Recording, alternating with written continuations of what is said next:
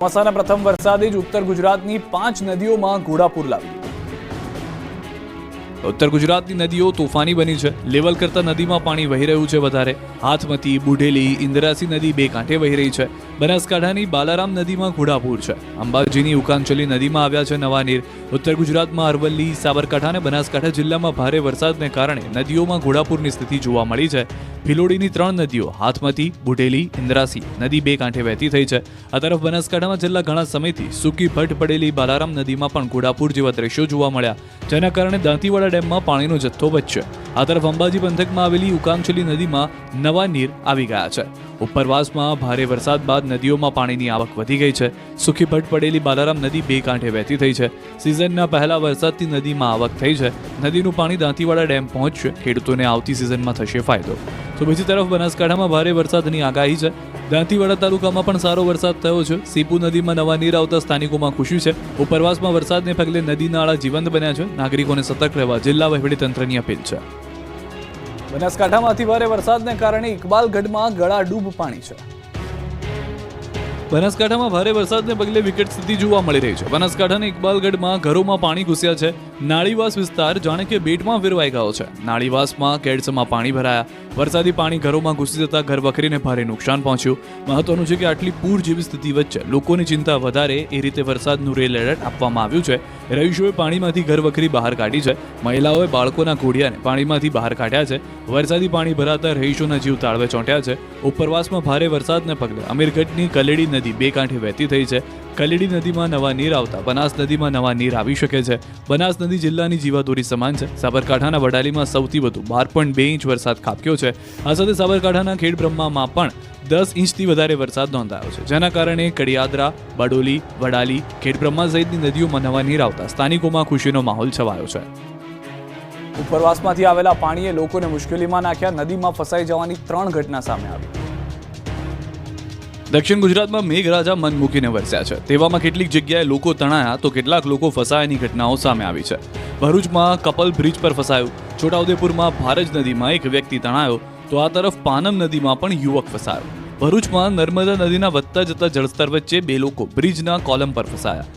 યુગલની જીવલેણ અવગણના સામે આવી છે। બ્રિજના તળિયે આવેલ કોલમ પર ચડીને યુગલ વાતાવરણનો આનંદ માણી રહ્યું હતું, જો કે સ્થાનિક લોકો દ્વારા ઘણીવાર ચેતવણી આપવા છતાં પોતાની ધૂનમાં મસ્ત હતું। ઘટના દરમિયાન અચાનક નર્મદા નદીના જળસ્તરમાં વધારો થતા બંને કોલમ પર જ ફસાઈ ગયા। ઘટનાને નજરે જોતા આસપાસના લોકોએ તુરંત મદદ માટે દોડ લગાવી। સ્થાનિક નાવિકોએ તત્કાલ નાવડી સાથે ઘટના સ્થળે પહોંચી જઈ કપલને સુરક્ષિત રીતે બહાર લાવી કિનારે પહોંચાડ્યા હતા। તો દાહોદની પાનમ નદીના પ્રવાહમાં એક વ્યક્તિ ફસાયો હતો। નદી પાસે પોતાનું ખેતર જોવા ગયેલ વ્યક્તિ નદીના પ્રવાહમાં ફસાયો, જો કે તે એક પથ્થરના સહારે બેઠો રહ્યો। 4 કલાક સુધી યુવક નદીમાં ફસાયેલો જોવા મળ્યો। ફાયર વિભાગની ટીમે રેસ્ક્યુ કરી યુવકને બચાવી લીધો। તો છોટાઉદેપુરની ભારજ નદીના ધસમસતા પાણીમાં એક વ્યક્તિ તણાઈ ગયો। સુખી ડેમમાંથી પાણી છોડાતા જ ભારજ નદીમાં જળસ્તર વધ્યું હતું। સવારે નદી ઓળંગતા સમયે ઘટના બની હતી। ઈડર ભિલોડા નેશનલ હાઈવે બંધ થયો, ડાયવર્ઝન પાણીમાં ધોવાઈ ગયું। સાબરકાંઠામાં મેઘરાજાનો મિજાજ બદલાયો છે। ભારે વરસાદ વચ્ચે ઈડર ભિલોડા નેશનલ હાઈવે બંધ થયો છે। ભેંસકા નદી બે કાંઠે થતા હાઈવે બંધ થયો। નવીન પુલનું ડાયવર્ઝન નદીમાં ધોવાઈ જતા હાઈવે બંધ કરવાની ફરજ પડી। ડાયવર્ઝન ધોવાતા વાહન વ્યવહાર અટવાયો છે। ઉત્તર ગુજરાતમાં ભારે વરસાદને પગલે જનજીવન સાથે વાહન વ્યવહારને પણ અસર પહોંચી છે। કાનપુર રેવાસ વચ્ચેથી પસાર થતી ભેંસકા નદી પર નવા પુલનું નિર્માણ કાર્ય ચાલી રહ્યું છે। નવીન પુલના નિર્માણ દરમિયાન નદી વચ્ચે ડાયવર્ઝન આપવામાં આવ્યું છે, પરંતુ ભારે વરસાદને કારણે ડાયવર્ઝન પાણીમાં ધોવાઈ ગયું। ઉપરવાસમાં ભારે વરસાદને કારણે નદી બે કાંઠે વહી રહી છે। ડાયવર્ઝન ધોવાતા વાહન વ્યવહાર અટવાયો। આળસુ અધિકારીઓ સહિત કોન્ટ્રાક્ટરોની બેદરકારીના પગલે વાહન ચાલકો સહિત મુસાફરોને હાલાકી વેઠવી પડી છે। સાબરકાંઠા, અરવલ્લી સહિત રાજસ્થાનને જોડતા માર્ગ પર વાહન ચાલકો અર્ધ વચ્ચે અટવાયા। પૂરના આકાશી દ્રશ્યો સામે આવ્યા। ડેમમાં પાણીની આવક વધી। સાબરકાંઠાના ઈડરના ઘઉંવાવ નદીમાં આવ્યું પૂર। નદીના પૂરનો આકાશી નજારો જોવા મળ્યો। ભારે વરસાદને કારણે ઈડર, વડાલી અને ઉપરવાસમાં ભારે વરસાદને લઈને નદીમાં પૂર જેવી સ્થિતિનું નિર્માણ થયું છે। ચોમાસાના પ્રથમ વરસાદે નદીમાં પાણીનો ધસમસતો પ્રવાહ જોવા મળ્યો છે।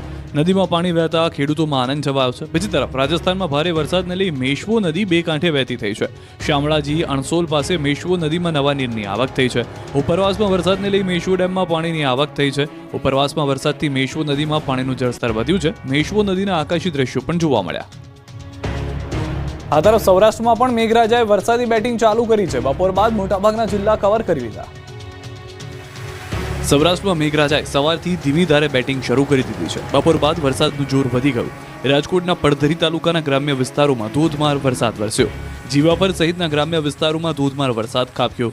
બપોર બાદ રાજકોટ જિલ્લાના અનેક ગ્રામ્ય વિસ્તારોમાં વરસાદી માહોલ જોવા મળ્યો. તો રાજકોટના લોધિકા તાલુકાના ગ્રામ્ય વિસ્તારોમાં પણ વરસાદી ઝાપટા પડ્યા. ખીરસરા, મેટોડા, રાતૈયા, દેવગામ સહિતના વિસ્તારોમાં વરસાદ વરસ્યો. વાવણી સમયે જ વરસાદ વરસતા ખેડૂતોમાં ખુશીનો માહોલ જોવા મળ્યો. આગોતરું વાવેતર કરનાર ખેડૂતોને વરસાદથી ખૂબ ફાયદો થશે. આ તરફ ધોરાજીમાં બપોર બાદ ફરી ભારે પવન સાથે વરસાદ વરસ્યો. ધોરાજીમાં કાળા ડિબાંગ વાદળો ઘેરાયા અને ગ્રામ્ય વિસ્તારોમાં પણ વરસાદ જોવા મળ્યો. બપોર બાદ ધોરાજીમાં પવનના સુસવાટા સાથે વરસાદ શરૂ થયો. ધોરાજીના અવેડા ચોક station road, Junagadh road, Jetpur road, Galaxy ચોક સહિત વિસ્તારમાં વરસાદ વરસ્યો. તો અમરેલીના સાવરકુંડલામાં 5 દિવસના વિરામ બાદ ફરી વરસાદનું આગમન થયું. સાવરકુંડલા શહેર તેમજ ગ્રામ્યમાં વરસાદી માહોલ જામ્યો. કાના તળાવ, બાટડા, ચરખડિયા, ભમોદરા સહિતના ગ્રામ્ય વિસ્તારોમાં વાવણી લાયક વરસાદ વરસતા ખેડૂતોમાં ખુશીનો માહોલ છે. ગ્રામ્ય પંથકમાં ચાલુ વરસાદે ખેડૂતોએ કપાસની વાવણી કરી. તો જામનગરના 6 તાલુકામાં વરસાદી માહોલ છે. બપોર બાદ કાલાવાડ, લાલ